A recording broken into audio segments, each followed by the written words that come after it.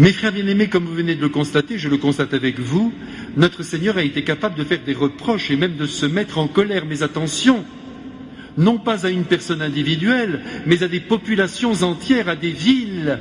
Nous pouvons toujours nous mettre en colère contre des gouvernements, contre des sociétés, mais nous n'avons pas le droit de nous mettre en colère contre une personne. Vous pouvez sillonner tout le Saint-Évangile, vous verrez que jamais une seule fois notre Seigneur parle avec véhémence à une personne individuelle. Regardez de près, vous verrez mes frères, car c'est lui qui nous apprend à nous comporter. Nous pouvons être en colère, encore une fois, contre des populations entières, oui, ça nous le pouvons, en exigeant le meilleur, mais en même temps, en ce qui concerne la personne humaine, devant elle toujours, nous devons user d'indulgence. Et même si nous disons les 4 vérités à cette personne, nous devons le faire avec respect, avec gentillesse, avec calme, de manière à ne pas la décourager. Parce que le danger est là. Décourager les personnes parce que nous mettons la barre trop haut. Attention mes frères, une personne individuelle, mais a coûté tout le sang du Christ. Nous pouvons généraliser, ça c'est pas très grave, parce que personne au fond n'est atteint. Et puis tout le monde peut se reprendre dans son petit coin. Mais la personne individuelle, attention mes frères, nous devons la respecter le chemin que Dieu accomplit avec elle, et la mener tranquillement, paisiblement, jusque dans les bras de Dieu. Voilà mes frères comment nous devons agir avec nos amis, avec ceux qui vivent auprès de nous et avec nos enfants. Pas de grande colère, pas de grande sévérité, vous obtiendrez le contraire. Rappelez-vous que Jésus a dit « Je suis doux et humble de cœur ». Il a toujours été ainsi, même avec Ponce Pilate. Vous avez vu comme il lui parle? Avec beaucoup de délicatesse et avec beaucoup de silence aussi. Mais il ne l'écrabouille pas. Oui, c'est le bon verbe. Il le laisse éventuellement monter jusqu'à lui, jusqu'à la sagesse de son Père. Et c'est d'ailleurs ce que ce cher Ponce Pilate fera. Ne l'accablons pas, n'accablons jamais les personnes. C'est un mystère très grand. Ceci dit, mes frères, c'est la première leçon que nous recevons ce soir, ça nous fait du bien, n'est-ce pas? Nous qui souvent regardons les êtres avec dureté, parce qu'on a l'impression qu'ils ne vivent pas comme il faut. Nous sommes parfaits, bien sûr. Attention. Encore une fois, allez-y, libérez-vous contre tous les gouvernements de la terre, mais sauvez la personne individuelle qui est devant vous, en la prenant dans vos bras, en lui donnant un supplément d'amour. C'est la seule manière de changer son cœur. En attendant ce soir, Jésus se met en colère contre ces villes. Vous savez pourquoi? Eh bien parce que, dans ces cités, il a fait beaucoup de miracles. Et son plus grand miracle, d'ailleurs, c'est d'avoir annoncé cette sagesse éternelle qui, normalement, aurait dû laisser tout le monde bouche bée. Mais les êtres ne se laissent pas facilement convaincre par la vérité, même si celle-ci est enserrée dans la beauté. Vous avez vu comme le Christ s'exprime à travers ses paraboles, toutes les histoires qu'il invente. C'est sublime, c'est de la poésie pure. Et bien malgré tout, les êtres restent rivés à leur péché. Et ils ne se laissent pas changer par la parole séduisante de Jésus. C'est bien qu'il dit à Capharnaüm, comme il dit à Chorazine, à Bethsaïde, il leur dit « Regardez tout ce que j'ai fait chez vous, vous n'avez pas changé. J'en aurais fait le quart dans une autre ville, ils auraient pris le sac et la cendre, et ils m'auraient suivi. Quant à Sodome, ça vous dit quelque chose, mes frères, Sodome et Gomorrhe, cette cité qui a été détruite en raison de la débauche qui s'y vivait, Jésus nous apprend quelque chose d'extraordinaire, et je vais essayer de vous l'expliquer tout de suite.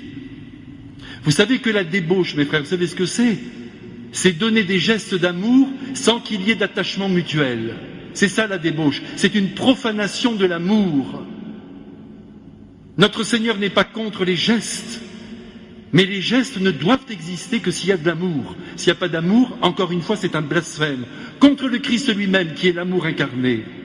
Même une caresse, même une main tenue, un simple baiser ne doit pas être donné si l'amour n'est pas au centre de ce geste. Eh bien, Sodome faisait n'importe quoi. C'était la violence sexuelle, à l'état brut, c'est le cas de le dire. Cette ville a été détruite. Eh bien, nous apprenons par le Christ qu'elle n'a pas commis le péché le plus grave. Même si, encore une fois, mes frères, la débauche est une abomination. Parce que l'amour est trompé, l'amour est abîmé, l'amour est avili. On donne pour recevoir, on donne pour le plaisir, mais on ne donne pas pour donner, on ne donne pas pour rendre heureux, on ne donne pas pour augmenter le bonheur de l'autre, on donne pour soi. Et c'est l'opposition radicale avec la pensée de Dieu. Eh bien, Jésus nous apprend tout de même qu'il y a plus grave que cette débauche, puisque Sodome sera mieux traitée que certaines de ces villes au jour du jugement. C'est notre Seigneur qui nous le dit. Et qu'est-ce qu'il y a de plus grave que la débauche ? Eh bien, c'est le refus du Christ. C'est se situer devant l'Évangile en le laissant parler, sans qu'il ne vienne irriguer notre propre vie la plus concrète. Alors mes frères, nous ce soir, lorsque nous allons rentrer à la maison, j'en suis sûr, déjà sur le chemin, vous allez dire à notre Seigneur, et on va lui dire déjà pendant cette messe, que vous l'aimez, et moi aussi je vais le dire avec vous. Même si nous sommes parfois de pauvres débauchés, nous disons au Christ que nous l'aimons. Et puis ensuite, nous lui promettons d'essayer de prendre cet évangile, qui est la sagesse la plus ultime, puisqu'elle vient du ciel, et nous allons essayer de le prendre au pied de la lettre, de le vivre sine glosa, comme disaient les hommes du Moyen-Âge, c'est-à-dire sans accommodement. On le reçoit directement de la bouche du Christ et on essaie de le mettre en pratique. Ne vous inquiétez pas, mes frères, c'est à la portée de l'homme qui veut vraiment aimer. Si vous aimez aimer, mes frères, eh bien, vous tenez votre livre, c'est le Saint-Évangile. Mais il est d'une grande exigence, parce qu'il nous empêche de nous mettre en colère contre la personne individuelle. Il nous empêche de mépriser qui que ce soit. Et il nous demande d'être indulgentissime avec toutes les personnes que nous rencontrons. Et c'est très difficile, parce qu'il y a en nous, bien sûr, tout un jeu de rivalité avec le monde. Il y a des ambitions aussi qui nous habitent. Et nous repoussons l'autre qui vient nous gêner. Si nous vivons pleinement l'Évangile, mes frères, nous n'avons rien à craindre. Nous serons dans le cœur de Dieu un jour. Et les habitants de Sodome aussi seront avec nous. Du moins, nous ne serons pas traités sévèrement. Et c'est ce qui compte. Nous restons de pauvres gens, mes frères bien-aimés. Mais encore une fois, ce qui compte vraiment, c'est que nous recevions Jésus dans notre cœur, que nous considérions son Évangile comme la charte de notre propre existence, et qu'une bonne fois pour toutes, c'est-à-dire tous les jours, nous essayons de le mettre en pratique. Alors mes frères, soyez heureux, quelles que soient vos fautes et vos erreurs. Ce qui compte, c'est cette détermination intérieure de reprendre ce petit livre saint, de le manger et d'en vivre.